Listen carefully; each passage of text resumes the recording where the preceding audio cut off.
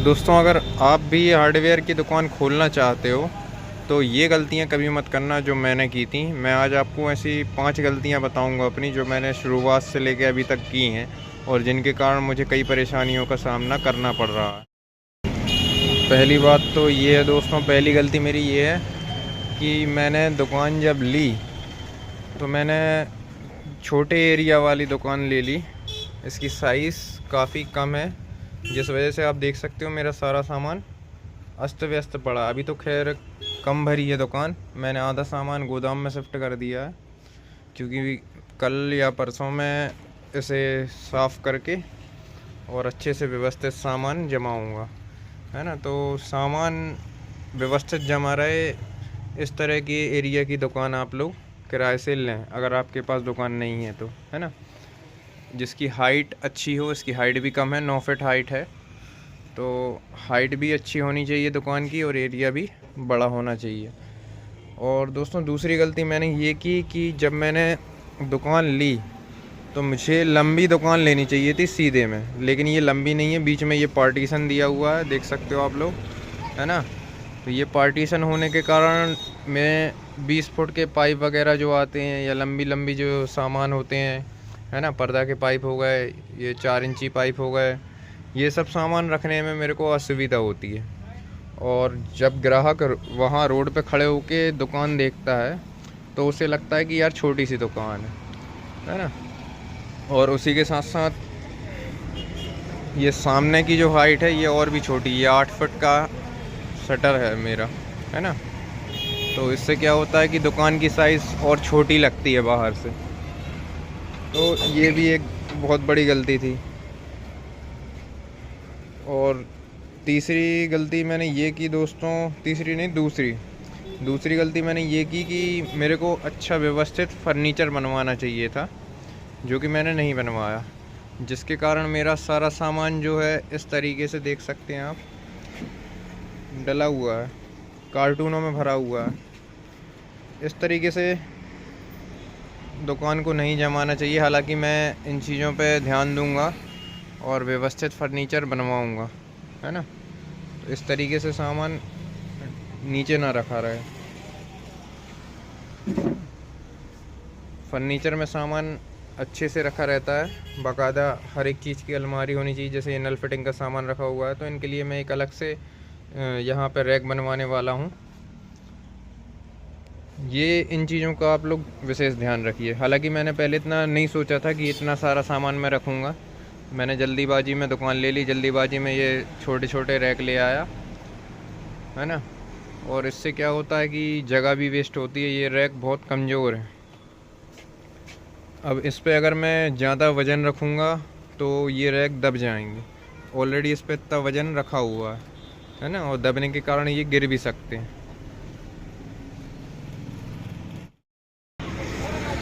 उसके बाद दोस्तों, एक गलती मैंने ये की कि मैं जो एक्सपायरी वाले प्रोडक्ट होते हैं वो उन चीज़ों का मैंने ज़्यादा स्टॉक कर लिया। जैसे कि मैं आपको दिखा देता हूँ, जैसे ये है ड्रेन क्लीनर, है ना। ये ड्रेन क्लीनर की एक्सपायरी होती है, और ये सॉल्वेंट हो जाता है, सॉल्वेंट की भी एक्सपायरी होती है ना। तो और जो एडहेसिव वगैरह आते हैं, ग्लू वगैरह, है ना, उन चीज़ की भी काफ़ी एक्सपायरी होती है। तो वो सामान ना रखें जिस चीज़ की एक्सपायरी हो, मतलब रखें लेकिन कम क्वांटिटी में रखें, जितना आपकी दुकान पे सेल हो जाता है। अब जैसे कि ये सॉल्वेंट हो गया, मेरे कई सॉल्वेंट के डिब्बे ख़राब हो गए, जम गए हैं, देख सकते हो आप लोग, ये बेकार हो चुका है, ये अंदर से पूरा जम चुका है। तो इन चीज़ों को फेंकना ही पड़ता है, ये आखिर में लॉस हो जाता है अपना। इसीलिए इनकी क्वांटिटी हमेशा कम स्टॉक करके रखें, ज़्यादा क्वांटिटी में इनका स्टॉक ना करें। जितना आपकी सेल बढ़ती जाए उस हिसाब से आप लोकल डीलर से माल लेते जाएं, है ना। बाकी स्टॉक करना आपको तो इन ऐसी चीज़ों का करिए जो ख़राब नहीं होती जल्दी, है ना, रखी रहें, सालों साल रखी रहें आपकी दुकान पे, आपकी गोदाम पे, जिनके डिब्बों में जंग ना लगे। ऐसी चीज़ों का आप लोग स्टॉक कर सकते हो।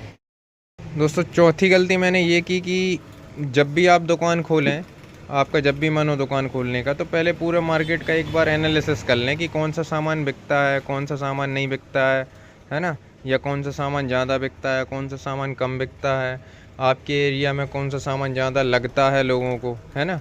उस चीज़ का बहुत एनालिसिस कर लें, क्योंकि होता क्या है दोस्तों कि आपके पास एकदम से अचानक से पैसा रहता है हाथ में, तो आपको जो सामान दिख जाता है होलसेल दुकान पे आप वो सामान ऑर्डर कर देते हो। तो ऐसा नहीं करना चाहिए, क्योंकि ऐसे में क्या रहता है, काफ़ी सामान ऐसा रहता है कि जो कम बिकता है या बिल्कुल भी नहीं बिकता है आपकी दुकान पे। वो सामान वहीं बिकता है जहाँ पे उस चीज़ का पूरी तरीके से काम हो रहा हो। एग्ज़ाम्पल के लिए आपको बता दूँ, ये चैनल मेरी दुकान पे पिछले 4-5 साल से रखे हुए हैं। मैं इनको पहली बार लेके आया था, इनमें से एक भी नहीं बिके हैं। देख सकते हो आप, ये सारे रखे हुए हैं, ये सारे रखे हुए हैं, लगभग एक एक कार्टून भर के और घर पे रखा हुआ है ना। तो ऐसे सामानों का स्टॉक ना करें। जो ये सामान फर्नीचर के काम में लगता है, और फर्नीचर का सामान वहीं बिकता है जहाँ पे प्लाई वगैरह ज़्यादा बिकती हैं, है ना। हालांकि गांव में तो बिक जाता है, लेकिन शहर में कम बिकता है, क्योंकि शहर में बड़ी बड़ी प्लाई की दुकानें होती हैं जिन पे ये सारा सामान सस्ते रेटों में अवेलेबल रहता है। तो लोग वहाँ से ये सारा सामान ख़रीदते हैं जहाँ से वो प्लाई ख़रीदते हैं, है ना।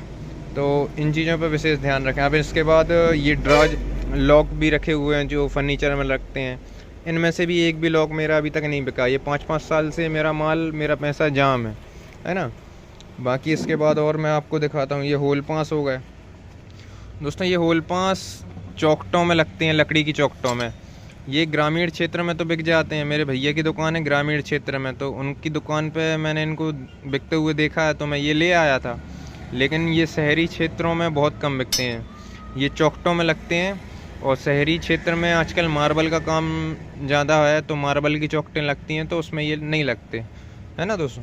तो ये कम बिकते हैं। ये मेरे पास रखे होंगे कम से कम नहीं तो मेरे पास 4-5 बोरी अभी भी रखी होंगी भरी भराई, है ना। 100-100 किलो की बोरी रहती हैं, तो वो मेरा 4-5 हज़ार रुपये वहाँ जाम है। तो ऐसे में आप पूरा एनालिसिस करने के बाद ही दुकान में माल रखिए, है ना। इकट्ठा स्टॉक मत करिए, थोड़ा थोड़ा करके लाइए। जो सामान ज़्यादा बिकता है उस चीज़ का स्टॉक करिए, है ना दोस्तों। उसके बाद सबसे बड़ी बात आती है उधारी। तो कभी भी धंधा उधारी में बिल्कुल मत करो। मतलब थोड़ा बहुत उधार तो करना पड़ता है, बिना उधारी के कोई धंधा भी नहीं होता है। लेकिन उधार वही चीज़, मतलब प्रॉफिट को उधार करो आप, है ना। वो पूरे प्रॉफिट को मत करो। जैसे मान के चलो 100 रुपये की कोई चीज़ है, आपने 100 रुपये में बेची है, आपको वो पड़ी है 80 रुपये की, तो आप उसमें 10 रुपये उधार करो, 90 रुपये आप कैश ले लो उनसे, है ना।